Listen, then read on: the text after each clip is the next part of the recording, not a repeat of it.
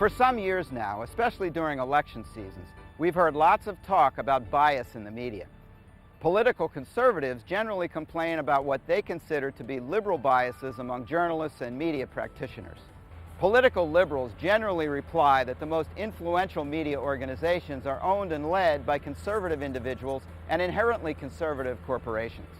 In the building behind me a few months ago, the Ethical Leadership Program at Ripon College sponsored a 3-day conference on ethics in the media, and the hottest topic addressed was the topic of media bias.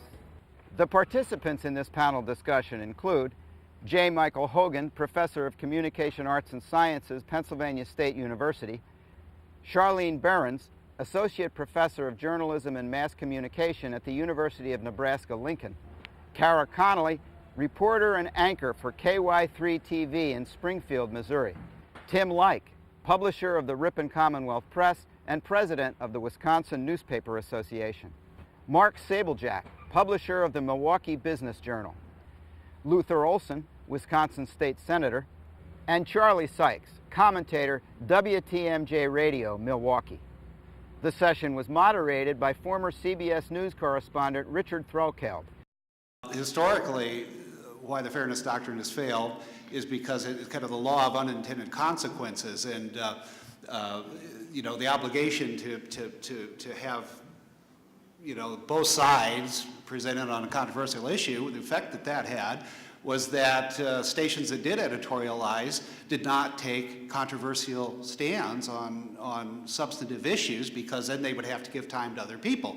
And so you got what I call the warm, fuzzy animal editorials. We are strongly in favor of warm, fuzzy animals, and anybody who has a responsible opposing viewpoint can have some free airtime. But of course, if you're opposed to warm, fuzzy animals, you're not responsible, so they didn't have to give you time. So that's what I call the law of unintended consequences from the fairness doctrine.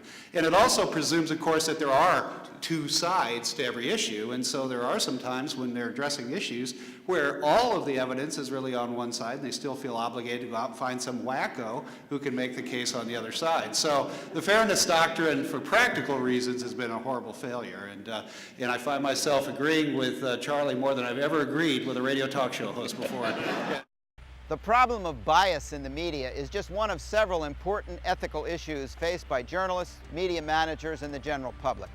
But it is one of the most fascinating and most difficult issues to resolve in all times and places.